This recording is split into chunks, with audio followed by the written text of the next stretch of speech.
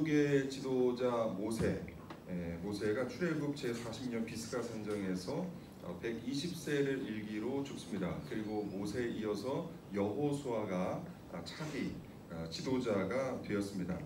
백성들은 꽤나 많이 술렁였습니다. 한 조직에서도 CEO가 바뀐다고 하면 그 조직이 굉장히 큰 그 적응기를 거쳐야 되고 아무래도 그 인수인계에 많은 또 어려움이 있기도 합니다. 이 백성들이 모진 광야 생활을 견디면서 가나안 땅을 향해서 차근차근 진군할 수 있었던 것도 모세라는 탁월한 지도력이 있었기 때문에 가능한 것이었습니다. 그런데 그 지도력이 이제 사라진 것이죠. 그리고 차기 지도자가 나타난 것입니다.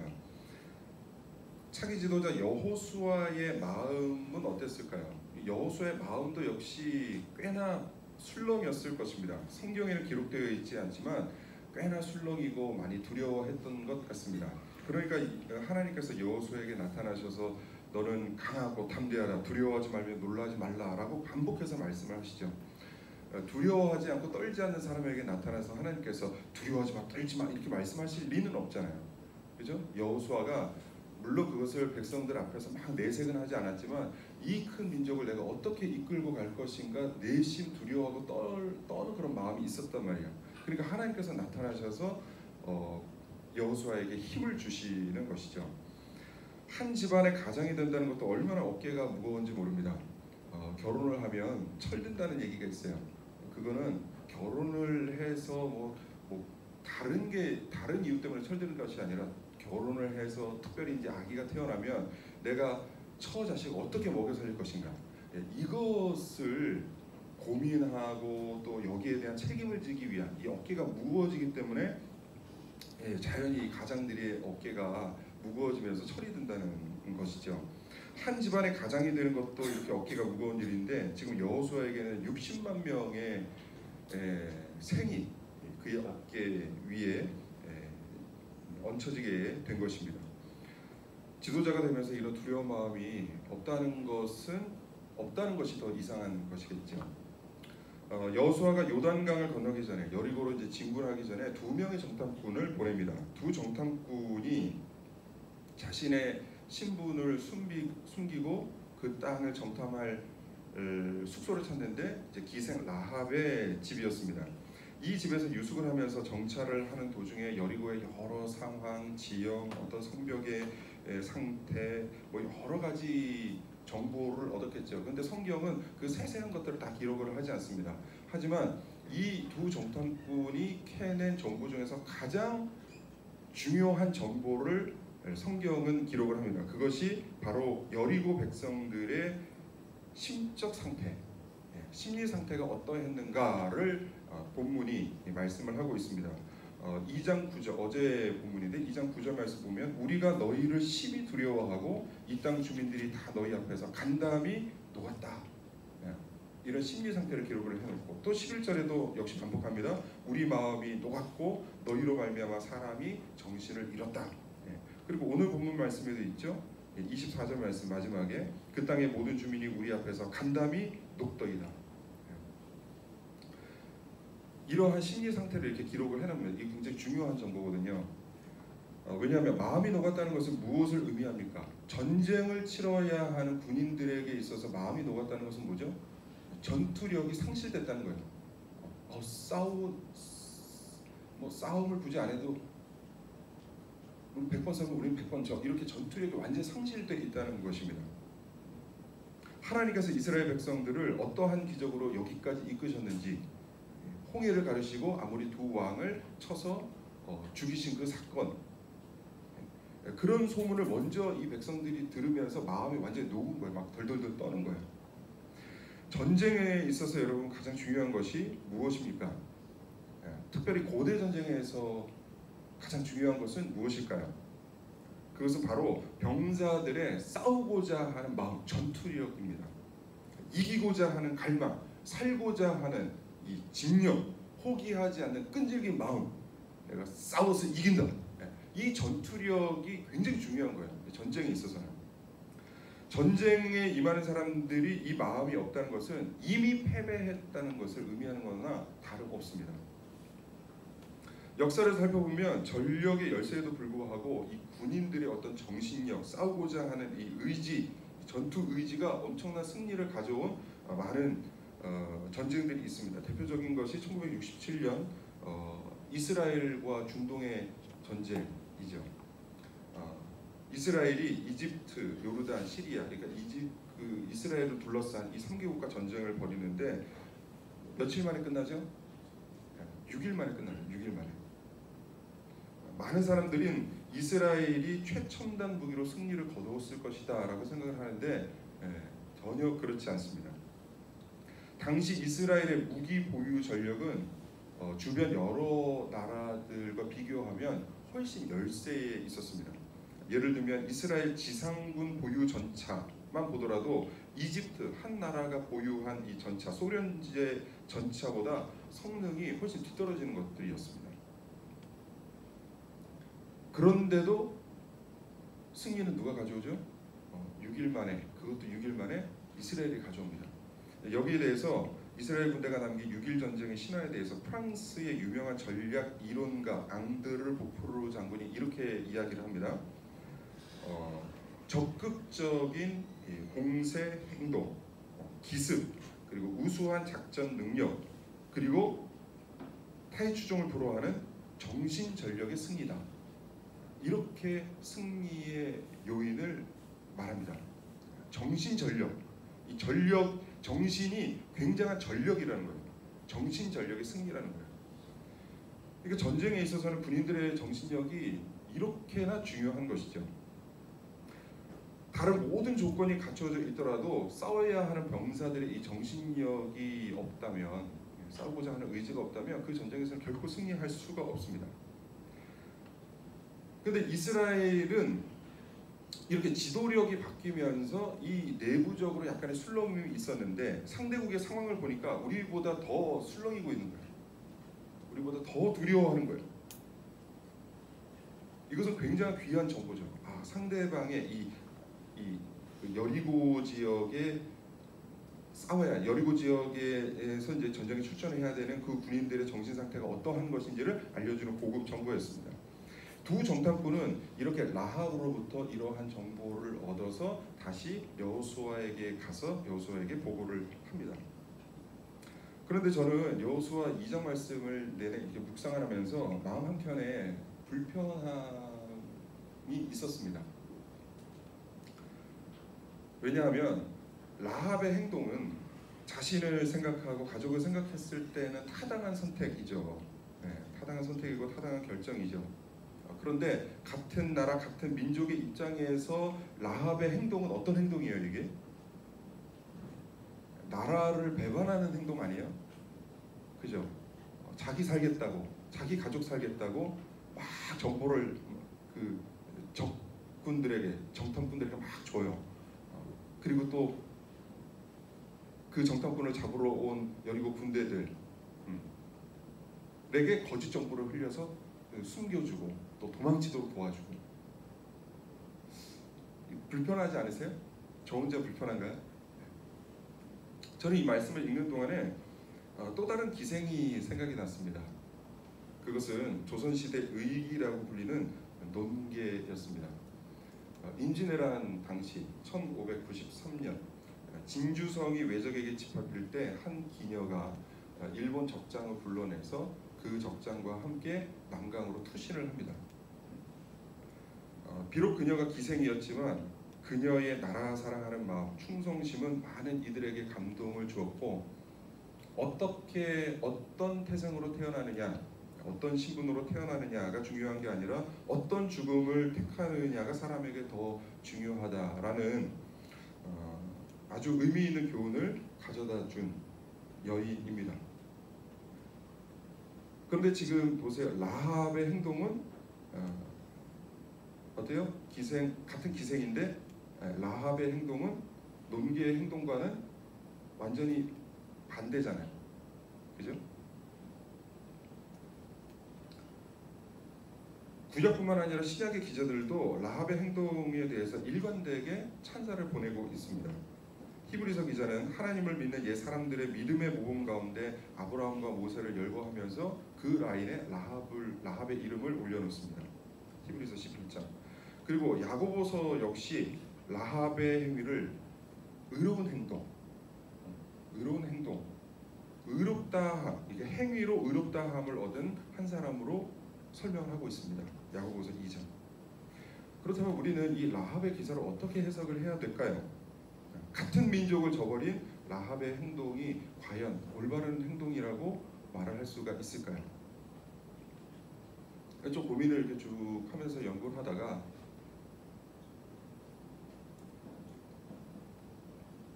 이러한 깨달음이 있었습니다. 우리가 이제 구약을 해석할 때, 성경을 해석할 때는 이 구약을 도덕적으로 봐서는 안 된다. 도덕적으로 봐서는 안 되고 신학적, 그러니까 하나님 중심적인 해석을 해야 된다라는 것입니다. 사실 성경은 여러분 도덕책이 아니죠. 성경은 도덕책이 아닙니다.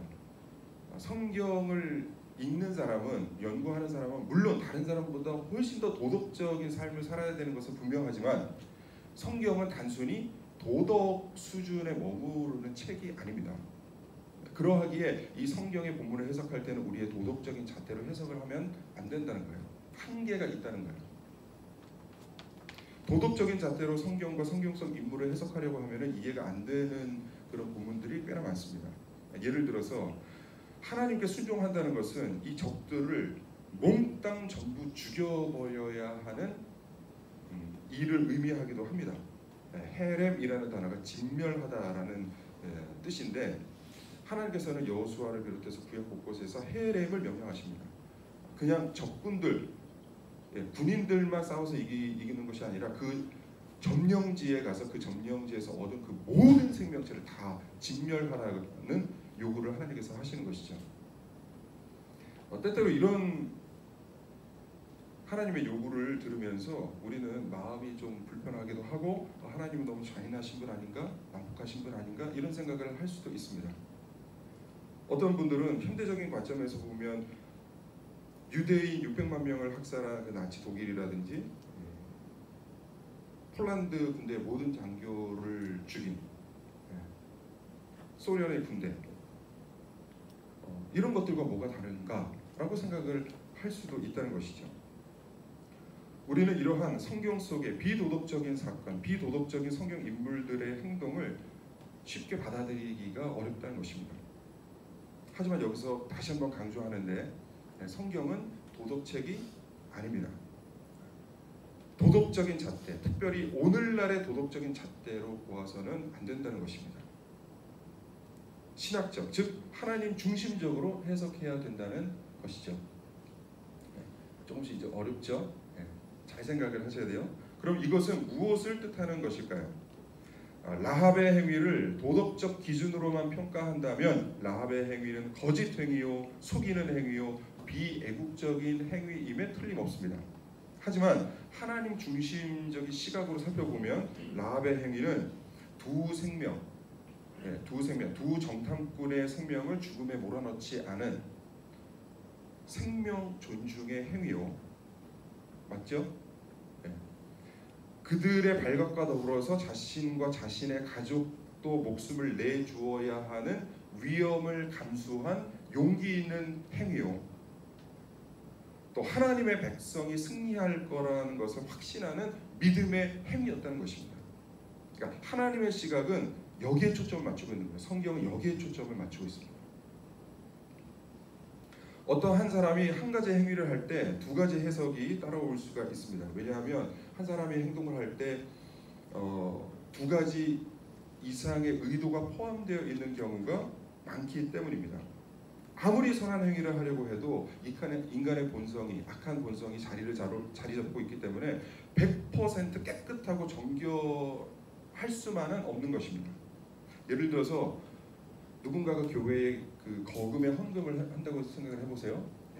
하나님의 나라를 위해서 내가 이 헌금을 해야지라는 마음으로 헌금을 하지만 인간의 내면에는 내가 이 헌금을 함으로써 내가 많은 사람들로부터 또 인정을 받게 되겠지라는 그런 두 가지 마음이 있을 수 있다는 거예요. 우리의 선행, 믿음 생활 역시 마찬가지입니다. 나는 완전히 100% 선한 마음으로만 임한다고 자신할 수 있는 사람이 누가 있습니까? 여기 있는 저도 그렇게 자신할 수가 없습니다. 내 안에 있는 본성, 나를 높이려는 오만과 자만을 꺾기 위해서 부단히 애쓰고 노력하지 않으면 어느 순간에 하나님보다 내 자신이 우상이 되어 있고 하나님보다 내 자신이 앞서 있는 경우를 너무나 자주 발견하게 된다는 것이죠.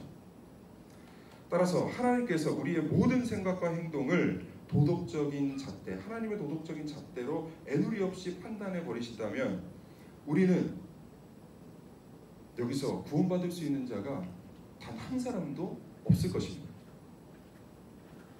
하지만 하나님께서 우리를 판단하실 때는 도덕적인 잣대가 아니라 하나님 나라의 잣대, 하나님 나라의 잣대, 구원의 잣대, 은혜의 잣대로 우리를 평가하신다는 것이죠. 그것이 하나님의 자비하심입니다. 하나님께서 우리를 도덕적인 잣대로 평가하신다면 그 어떠한 사람도 구원받을 수가 없습니다. 왜냐하면 로마서 3장, 로마서 기자가 바울이 말씀하신 것처럼 의인은 없나니 하나도 없기 때문에 그렇습니다. 죄 많은 우리가 구원받을 수 있는 길은 오직 하나님께서 우리를 도덕적인 잣대가 아니라 하나님 나라의 잣대, 구원의 잣대, 은혜의 잣대로 우리를 평가하실 때에만이 우리가 구원을 받을 수가 있는 것입니다. 따라서 지금 성경은 왜 라합의 선택을 믿음의 선택으로 인정하시느냐? 그것은 하나님께서 라합의 행위를 도덕적인 잣대, 특별히 인간적인 도덕의 잣대로 평가하시는 것이 아니라 신학적인 잣대, 하나님 나라의 잣대로 그 라합을 평가하고 계시기 때문입니다. 라합은 태생 자체가 흠 많은 인생이었어요. 태생 자체가 흠이에요. 기생. 자신의 안위 그리고 자신의 가족을 위해서 나라를 저버리는 행동에까지 이르게 됩니다. 그럼에도 불구하고 라합은 인간의 생명을 존중했고 하나님 나라 백성을 살려줬고 그 하나님 나라의 승리를 바라보았고 그 나라에 자신의 가족이 편입되기를 강력하게 희망했습니다. 그때 많은 도덕적 흠이 있음에도 불구하고 인간적인 잣대로 지지를 받지 못함에도 불구하고 하나님의 자비가 그녀와 그녀 가족 위에 임하게 된 것입니다. 그리고 라합은 다윗 왕의 또 조상이 되고 예수 그리스도의 족보에 오르는 여인이 된 것이죠. 저는 오늘 본문을 묵상하면서 나의 잣대와 하나님의 잣대가 얼마나 다른가, 나의 평가와 하나님의 평가가 얼마나 다른가. 성경을 바라볼 때도 계속해서 나의 잣대로 누군가를 평가하는데 하나님은 그렇게 평가하지 않으신다는 거예요. 우리 인간의 잣대로 우리를 평가하지 않으신다는 것입니다. 그렇다면 우리는 누군가를 평가할 때 어떻게 해야 될 것인가요?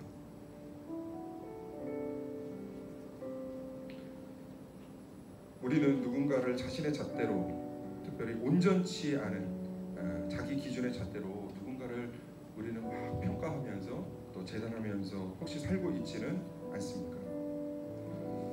저는 오늘 하루 이렇게 살았으면 좋겠습니다. 자기의 기준을 내려놓고 누군가를 평가하고 또 재단하려는 인간적인 마음을 내려놓고 하나님께서 저 사람을 어떻게 생각하실까?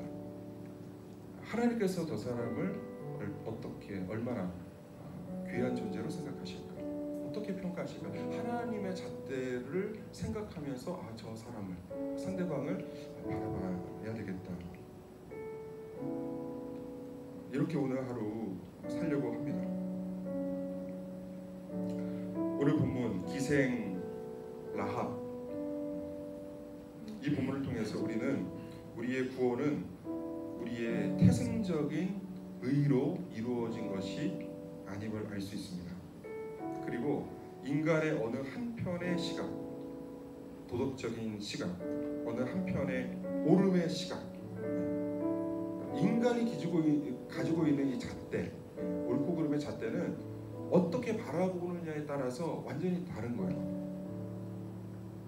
어떤 방향에서는 애국자지만 어떤 방향에서는 철저히 원수가 되는 거예요.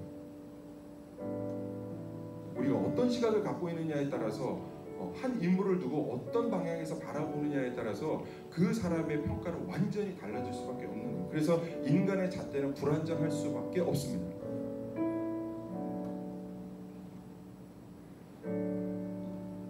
하나님은 이러한 인간의 잣대로 누군가를 평가하지 아니하시고 오직 우리를 하나님의 잣대, 하나님 나라의 관점, 그 시각으로 우리를 평가하고 계심을 오늘 꼭 기억하셔서 누군가를 섣불리 정죄하기 이전에 오래 기도하고 인내하심으로 하나님의 뜻을 기다리시고 내 뜻이 아닌 하나님의 뜻, 내 기준이 아닌 하나님의 기준으로 생각하려는 훈련을 계속해서 반복을 하셔서 할 수 있는 한 모든 사람들과 주님 안에서 화평함을 이루시는 우리 귀한 곳을 짓지 한 분 한 분이 되시기를 주 예수 그리스도 이름으로 간절히 축복하고 기도합니다.